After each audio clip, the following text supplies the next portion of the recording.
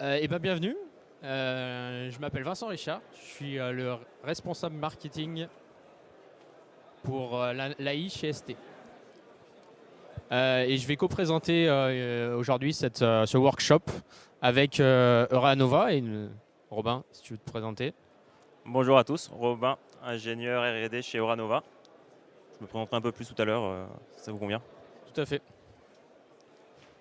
Le but de ce workshop va être tout simplement de voir comment, et de façon pratique, on a mis en lumière l'AI en fait sur des tout petits composants qui sont actuellement des microcontrôleurs et comment on réussit à faire un projet concrètement avec de l'intelligence artificielle sur des microcontrôleurs.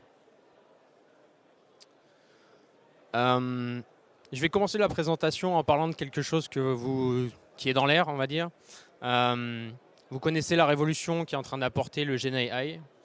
En fait, il y a une seconde révolution sur l'intelligence artificielle qui est plus proche de nous, en réalité, et qui concerne les petits objets. Ces petits objets qui deviennent de plus en plus intelligents. On n'est pas sur quelque chose qui est disruptif, comme du Gen AI. Néanmoins, au niveau de la vie de tous les jours, elle transforme la façon, de façon intelligente, ces objets, la façon dont ils interagissent avec nous. Ici, vous avez une représentation d'une petite carte de développement sur laquelle on fait inférer du coup, de l'intelligence artificielle avec une complexité qui est de la computer vision et qui représente aujourd'hui ce qui a de plus évolué sur ce type de plateforme. Quand je disais que ça nous concerne tous, 15 milliards d'objets connectés avec de l'intelligence artificielle en 2028. Donc c'est quelque chose que chacun d'entre nous vivons dans notre vie de tous les jours.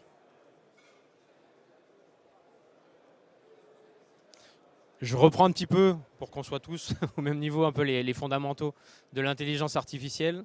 On connaissait les méthodes mathématiques pour résoudre des problèmes et donc par définition ils étaient définis par des formules mathématiques qu'on mettait en place et qu'on essayait de décrire les phénomènes pour qu'ils correspondent à ce que le monde réel, le comportement dans le monde réel des objets. L'intelligence artificielle, la petite différence qu'il y a, on reste toujours sur des mathématiques.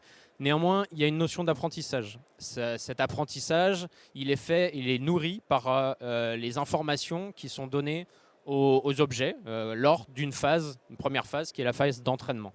La phase d'entraînement, généralement, elle se fait dans le cloud, quasi tout le temps. Et une fois qu'il y a eu cet entraînement, vient une seconde phase qui est ce qu'on appelle l'inférence, donc ce qui est la mise en pratique en fait de ce qui a été appris sur une situation réelle. Si je prends un exemple, je voudrais repérer les défauts sur du bois au hasard. Je lui ai appris avec des données de défauts de bois comment repérer ces défauts. Et quand je vais arriver dans la vie réelle avec mon morceau de bois et que je vais vouloir lui faire repérer des rayures sur ce bois, eh bien, vis-à-vis de ce que je lui ai appris, il va pouvoir détecter ces rayures. Et c'est comme ça que ça fonctionne. Donc, l'apprentissage est fondamental. Et le jeu de données qu'on donne en entrée des réseaux de neurones est fondamental. Comment ça transforme? Ça transforme les objets parce qu'ils deviennent plus intelligents en termes de prise de décision. Le rapport avec l'homme est moindre. Ils peuvent prendre de façon autonome des décisions. Ensuite, les objets deviennent plus connectés parce qu'ils sont plus intelligents.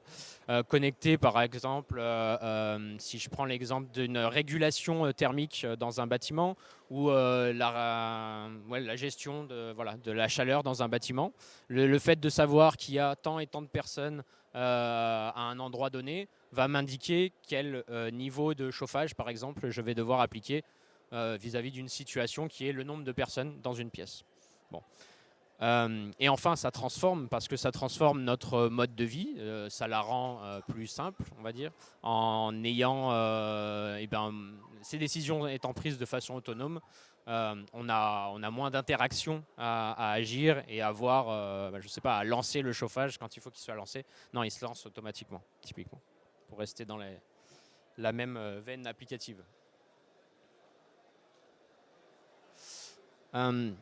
L'inférence sur le edge, elle est intéressante à divers regards. Elle est intéressante parce que tout est fait vraiment au niveau du hardware, du chip. Donc on n'envoie pas de données dans le cloud. Il n'y a pas de données qui remontent. L'inférence est vraiment faite localement. Et ça, c'est intéressant par rapport à la vie privée. Peut-être que vous n'avez pas envie que vos informations vis-à-vis de vos employés ou vis-à-vis de votre vie personnelle à la maison soient envoyées dans le cloud aux États-Unis ou en Chine, par exemple. Ça, c'est intéressant. La deuxième chose, c'est que c'est la rapidité. L'inférence, du fait qu'elle soit faite localement, il n'y a pas, par exemple, d'image à envoyer sur une plateforme. Et qui est consommatrice en fait de temps, entre le temps qui est fait dans l'analyse dans le cloud, puis le temps de la redescente de la prise de décision.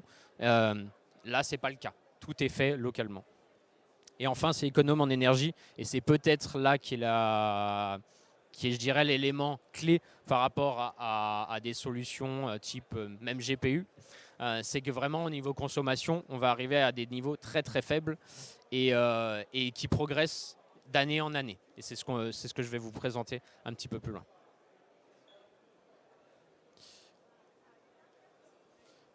Quand je dis l'inférence sur le Edge ou le Edge AI, il y a plusieurs degrés, on va dire.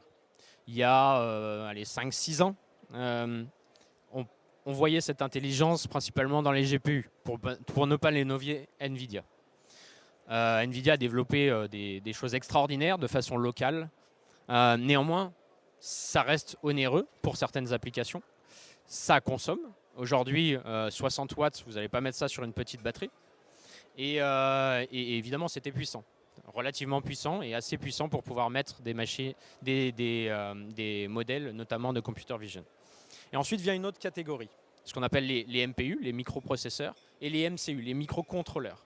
Ce sont deux familles, les MPU étant plutôt ciblés monde de Linux et les MCU plutôt monde temps réel, OS temps réel. Chez ST, nous faisons les deux, mais il y a encore une différence entre faire de l'inférence à 1 ou 2 watts ou la faire à quelques dizaines de milliwatts. Et là, on va vraiment adresser des applications qui, des fois, n'ont même pas besoin de batterie, simplement avec du energy harvesting, par exemple, qui peuvent faire de l'inférence. Donc, c'était pour repositionner un petit peu ce qu'on peut voir au niveau du Edge, parce que souvent, le mot Edge AI est utilisé pour différentes catégories de segments. Donc voilà, je voulais repréciser ça. Je vous donne un exemple ici, une machine à laver, quelque chose qu'on a dans la vie de tous les jours. L'intérêt de l'intelligence artificielle ici, elle a été d'utiliser les données qui étaient disponibles, les données qui étaient présentes au niveau de la consommation électrique du moteur. Sans ajouter de capteurs, l'intelligence artificielle, avec un tout petit réseau, sans changer aucun matériel sur la machine à laver existante, permet de déterminer le poids qu'il y a à l'intérieur du tambour et donc d'adapter la consommation en termes de liquide, de produit qui est mis dedans et qui va être consommé. La même chose pour l'eau. Donc on voit qu'en fait, il n'y a pas besoin de révolution particulière. L'intelligence artificielle, elle concerne aussi des composants qui sont existants aujourd'hui ou des machines qui sont existantes aujourd'hui. On appelle ça des virtual sensors, quand il n'y a pas d'ajout de composants externes. Je vous donne un deuxième exemple ici avec de la maintenance prédictive où en fait on a un petit objet communicant qui était placé sur des machines. Donc, on n'a pas changé les machines, ce sont les mêmes machines. Simplement on ajoute un petit objet en plus par-dessus qui va analyser les vibrations, qui va analyser la température, qui va analyser les conditions de gaz autour de cette machine et qui va restituer, en faisant de la fusion de données et au travers d'un algorithme, l'état de la machine. Est-ce qu'elle va bientôt être défectueuse ou est-ce qu'elle est dans un mode où il va falloir qu'on fasse une intervention humaine sur ce composant avant qu'il ne casse. Et ça, c'est très important évidemment au niveau industriel. Et je vais rentrer dans le cœur du sujet maintenant avec un défi qui nous avait été remonté il y a environ 5 ans. Qu'est-ce qui est le plus challenging aujourd'hui ? Le plus challenging, c'est de faire de la computer vision parce que ce sont les algorithmes les plus poussés avant que les LLM arrivent. Okay. La computer vision sur des petits composants. D'accord ? Idéalement, on aimerait que la computer vision puisse être faite sur des choses qui consomment extrêmement peu, moins de 1 watt. Donc c'était ça le défi. Et en gros, ça revient à dire je veux mettre de la computer vision sur un microcontrôleur. Donc les microcontrôleurs, c'est ce que vous avez de partout et qui habituellement et vulgairement font clignoter des LED. C'est un peu sommaire, mais on est sur vraiment ce type de petits composants. Donc qu'est-ce qu'on a fait ? On a pris le meilleur des deux mondes, MPU. MPU, le meilleur de ce monde-là, c'est quoi ? C'est les capacités de calcul, parce que les microprocesseurs ont déjà cette capacité de calcul. Et puis on a pris tout ce qu'il y avait dans le monde du MCU. La faible consommation, l'aspect temps réel, la BOM qui est réduite, on n'a pas besoin d'avoir des régulateurs, on n'a pas besoin d'avoir tout ce qu'il y a autour d'un microprocesseur sur un MCU. Donc c'est ce qu'on a fait. Et ça a donné un produit, entre autres, qui s'appelle le STM32, du moins c'était le premier de sa génération, STM32N6. Ce produit, le N c'est pour neural. Et l'intérêt de ce produit, c'est qu'à l'intérieur, on y a mis un cœur neuronal. Cœur neuronal, c'est quoi ? C'est juste un accélérateur d'intelligence artificielle ou de réseau convolutionnel. Donc c'est le cas ici. Par rapport à ce qu'il y avait de plus puissant en termes d'AI, en tout cas chez ST, donc qui était notre STM32H7, le N6 est 600 fois plus puissant pour faire de l'intelligence artificielle. Donc vous voyez qu'on passe de 2 décades déjà sur l'aspect intelligence artificielle. Et ça permet de mettre de la computer vision et donc de mettre tout ce qu'il y a autour. Quand je dis computer vision, ça veut dire mettre un ISP, ça veut mettre les interfaces qui correspondent, du MIPI, etc. et qui permettent en fait d'accéder à ce monde-là. Toujours en gardant l'aspect consommation en tête. Donc on arrive à des solutions. Alors les applications que je montre là, vous les avez déjà vues il y a 5 ans, mais vous les avez vues sur Nvidia. Vous les avez vues avec des consommations qui étaient entre 50 et 100 watts. Là, aujourd'hui, le STM32N6, il tourne à 300 milliwatts pour faire ces applications. Donc tout est activé ici. D'accord ? Y compris de l'encodage du H264. On a des réseaux de neurones et on a le CPU qui tourne. Donc c'est ça la différence. Et ça permet d'accéder à des applications qui avant en fait juste n'existaient pas parce qu'elles n'étaient pas possibles financièrement parlant sur le marché. Je prends un exemple des caméras de sécurité pour des vélos par exemple. Les caméras de sécurité qu'on met derrière des vélos pour voir si une voiture arrive rapidement et dans quelle direction par rapport à la personne qui conduit, avec un retour sur le téléphone portable par exemple, juste pour donner une application. Avant ça coûtait 500$, c'était pas vendable en fait sur le marché. Et beaucoup ont essayé, ça n'a pas marché. Aujourd'hui on arrive à des solutions sur le marché, donc produit final client autour de 100$. Et là ça devient acceptable. Là on peut le mettre dans des vélos.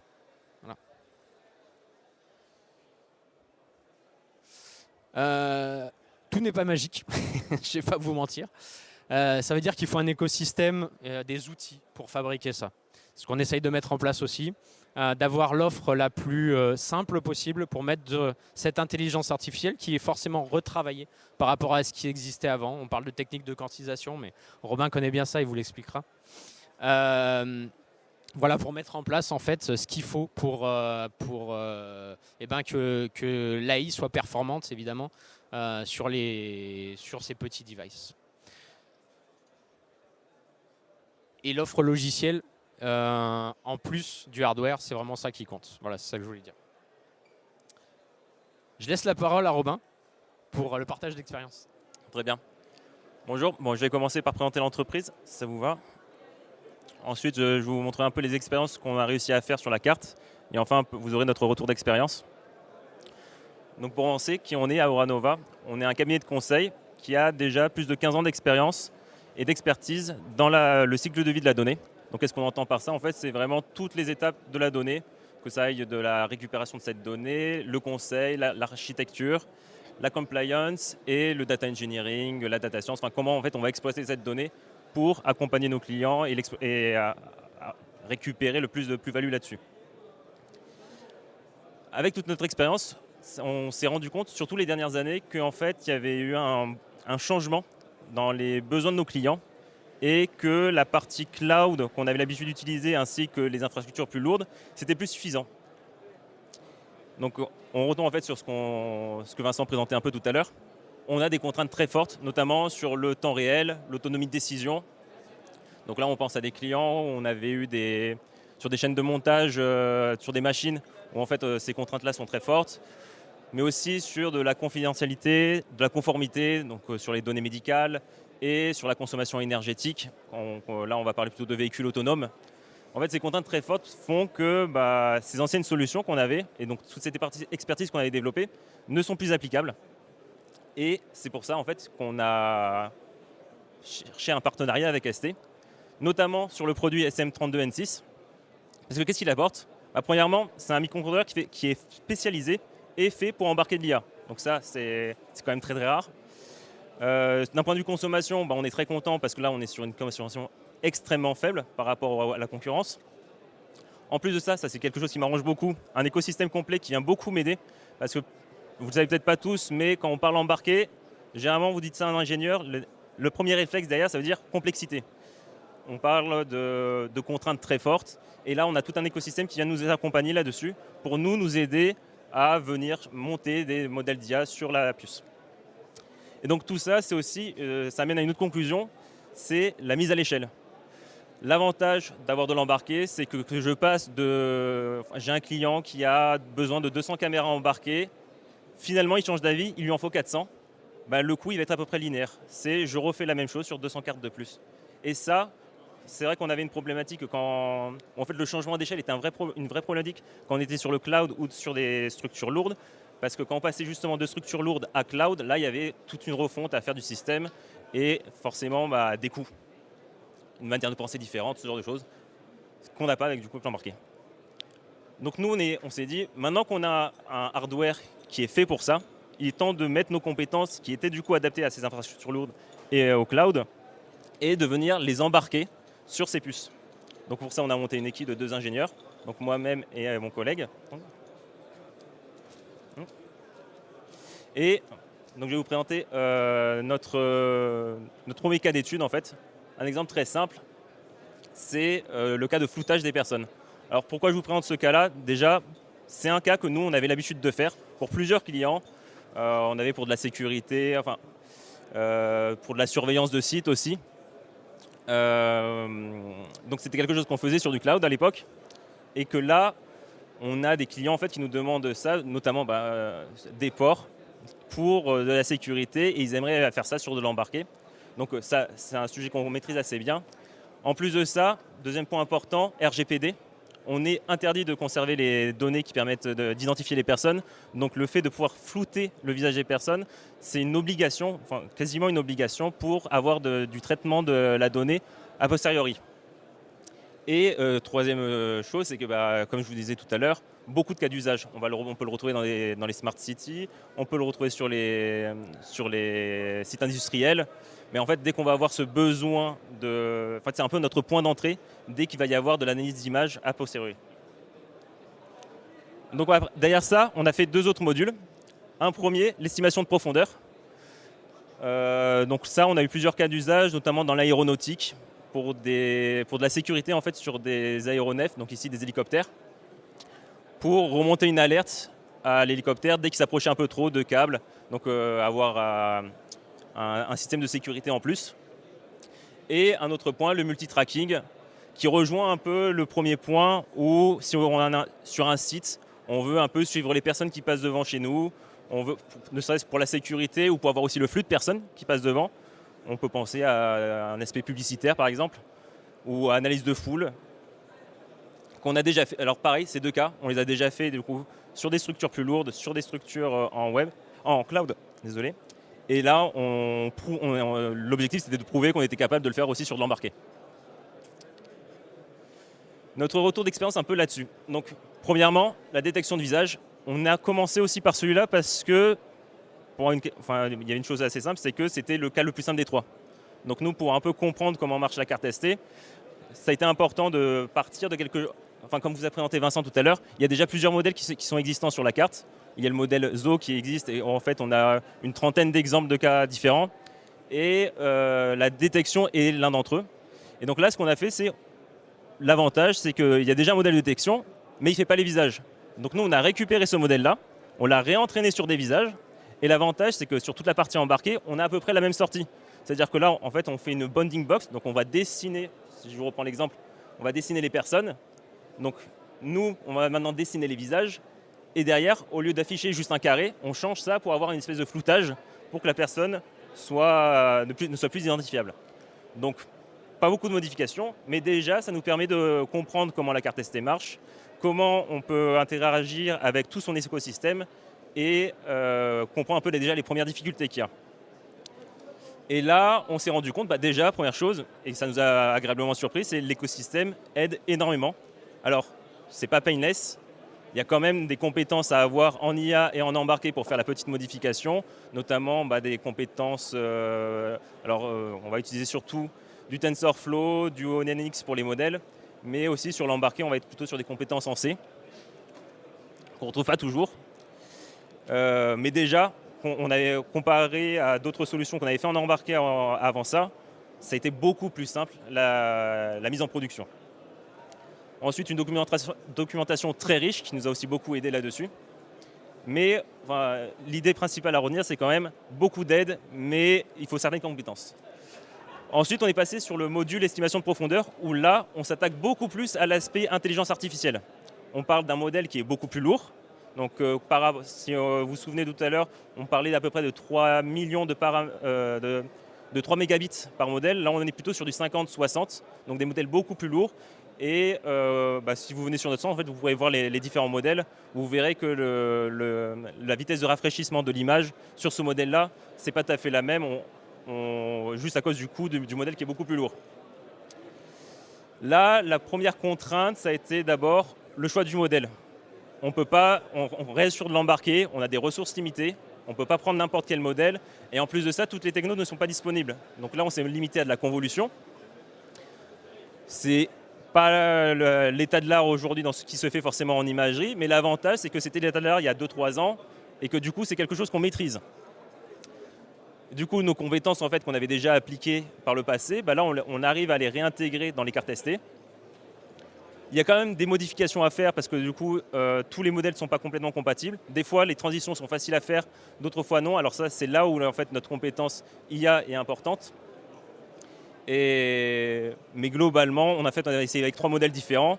Là, on a choisi le plus performant des 3, mais sur les 3, on avait réussi tout de même à les convertir dans un modèle dans un format qui était acceptable par la carte ST.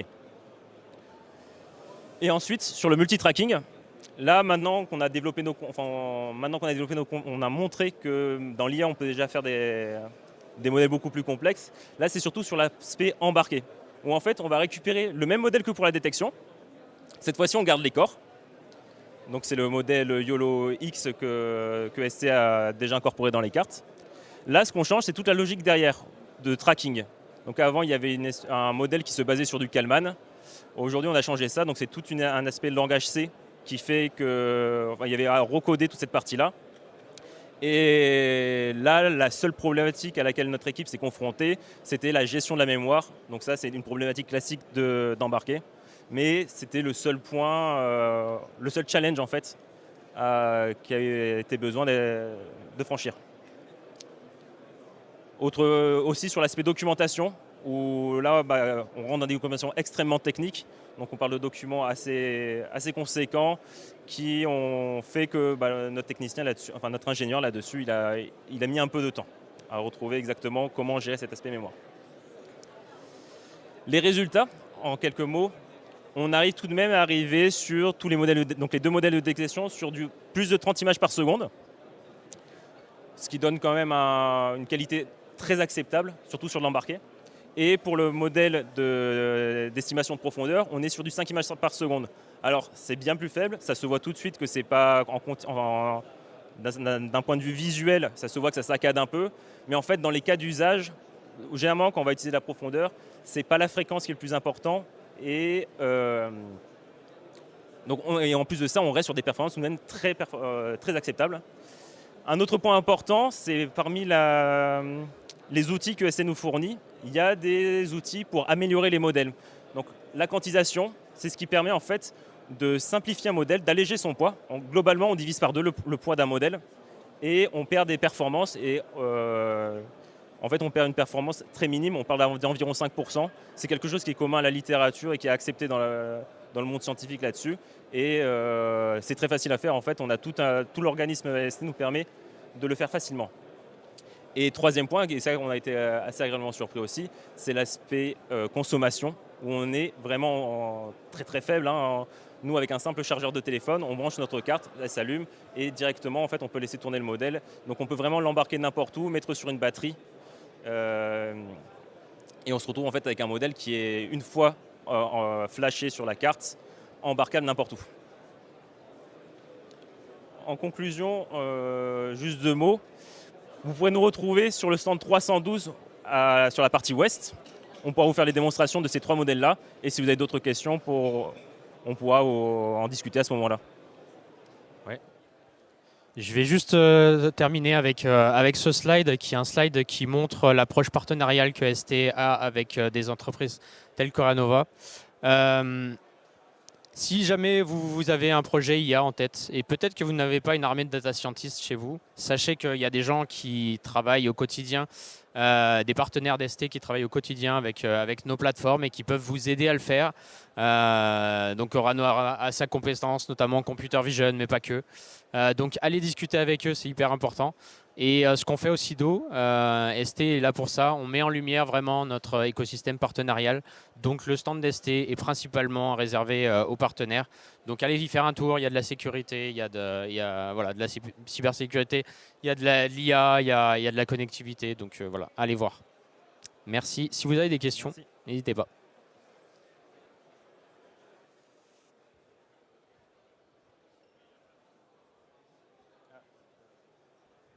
Il faut attendre le micro. Merci. C'est bon? Bonjour, Christophe Serrin, moi je suis prof en informatique à la fois à Paris, mais aussi à Grenoble, au laboratoire d'informatique de Grenoble. J'ai 2 questions. Est-ce qu'on a des informations sur la roadmap du N6? Et deuxième question, vous avez présenté l'IA, mais l'IA, ça ne se réduit pas au réseau de neurones. On peut aussi imaginer faire de la régression, du clustering et ce genre de choses. Et donc, est-ce que chez ST, il y a aussi un écosystème pour implémenter ces algorithmes sur le matériel embarqué en général? Je vais prendre la question si c'est OK. Pour la première. Ouais. Oui, évidemment, il y a une roadmap. Donc le N6 est plutôt, vous l'avez compris, orienté computer vision, qui a effectivement une roadmap computer vision sur laquelle aujourd'hui c'est un peu compliqué de pouvoir échanger. En revanche, vous parliez du machine learning principalement. Là-dessus, il y a une roadmap plus court terme, on va dire. Il y a à la fois des outils. Aujourd'hui, il y a un outil qui s'appelle NanoEdge AI Studio, qui est un logiciel qui permet d'arriver avec son jeu de données, plutôt pour des données de sensing et de time series, d'accord, qui va en fait, avec les données que vous allez lui donner, plus les performances cibles en termes de taille de mémoire, en termes de temps d'inférence, il va vous trouver automatiquement le modèle qui correspond parmi plusieurs millions de modèles possibles. Donc ça, c'est un outil qu'on a développé et qu'on offre, qui est gratuit d'utilisation, donc vous pouvez l'utiliser sans aucune difficulté. En termes d'accélération AI, j'espère que vous l'avez compris, mais je le répète, on n'est pas obligé d'avoir un NPU à l'intérieur d'un microcontrôleur pour faire de l'intelligence artificielle. On peut très bien le faire sur le CPU, surtout quand c'est du machine learning. Donc ça, c'est une chose. Ensuite, il va y avoir des plus petits accélérateurs qui seront plutôt typés pour des applications type reconnaissance d'arc électrique, arc fault detection, ce qu'on appelle, ou sur des applications type audio aussi, qui sont prévues dans la roadmap à court terme. Donc voilà.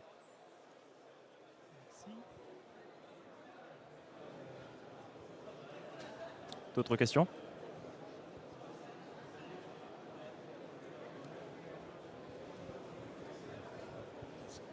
Oui, bonjour. Tout à l'heure, vous avez parlé de BOM, ça veut dire quoi? Très bonne question, excusez-moi. C'est Bill of Material. Donc c'est en gros le prix des composants qu'on a sur une carte. Voilà. Merci.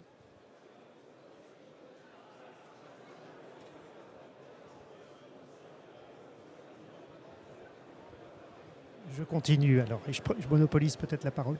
Au début de l'exposé, vous avez dit que l'IA pour les matériels embarqués n'était peut-être pas disruptive comme peut être l'IA générative. Cependant, il reste, je pense, des beaux sujets à traiter. Par exemple, en computer vision, c'est de regarder ce qui se passe lorsqu'on a de la multimodalité, donc plusieurs types de caméras, par exemple, avec des applications en véhicule autonome ou des choses comme ça. Donc je pense qu'il reste quand même de la recherche. C'est pas que de l'ingénierie, je pense. Il y a aussi des choses à faire en matière de recherche.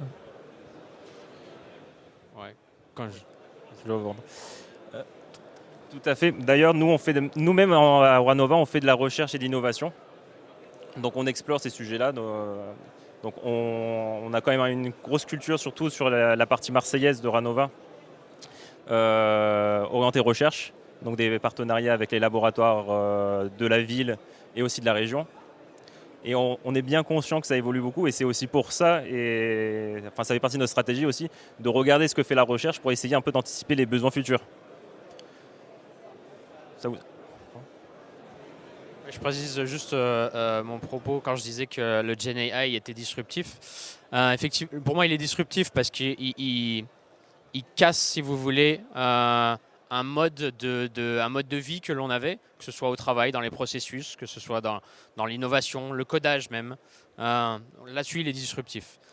Quand pour moi, l'Edge AI est évolutif, ça veut dire qu'il a commencé avec des GPU, NVIDIA encore une fois, on pourrait citer NXP aussi. Voilà. Donc, il a commencé comme ça et aujourd'hui, il vient sur du microcontrôleur. Donc, on vient mettre des réseaux convolutionnels performants sur du microcontrôleur, ce qu'il n'y avait pas il y a 5 ans.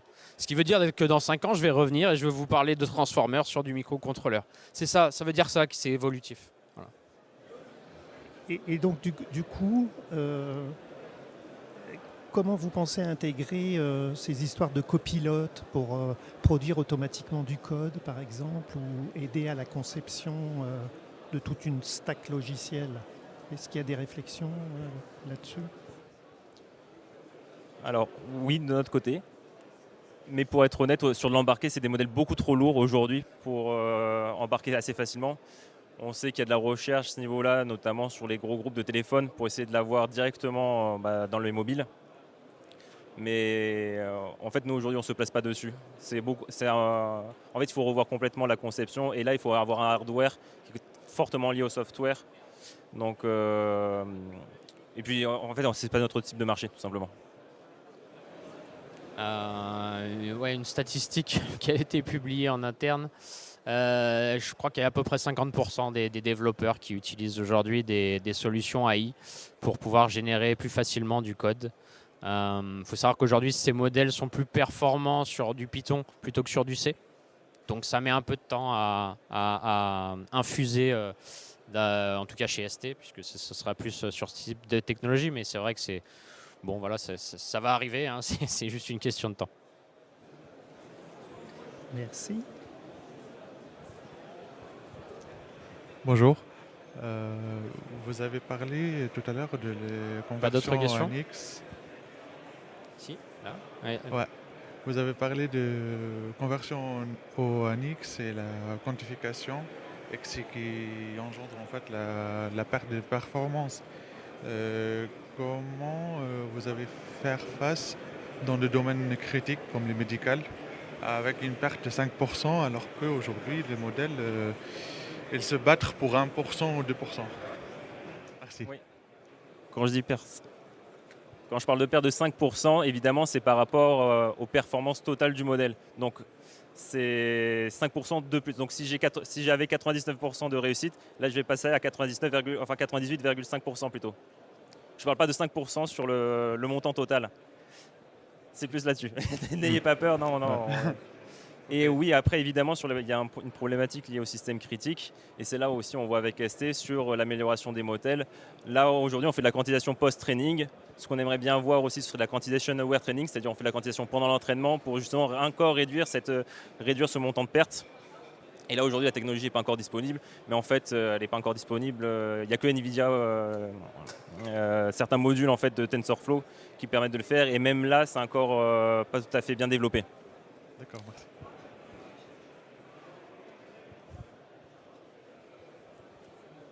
D'autres questions?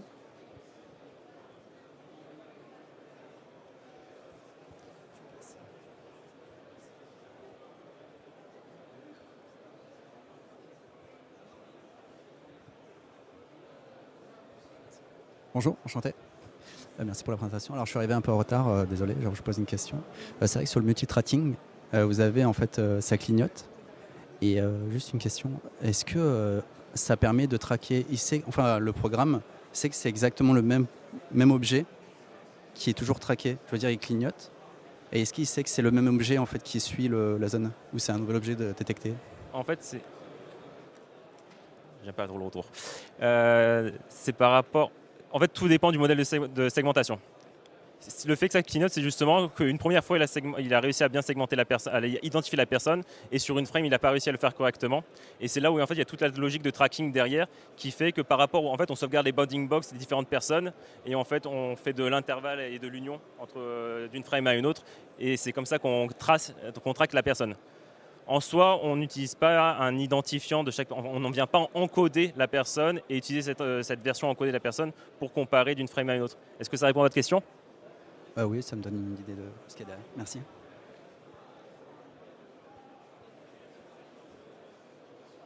Est-ce qu'il y a d'autres questions?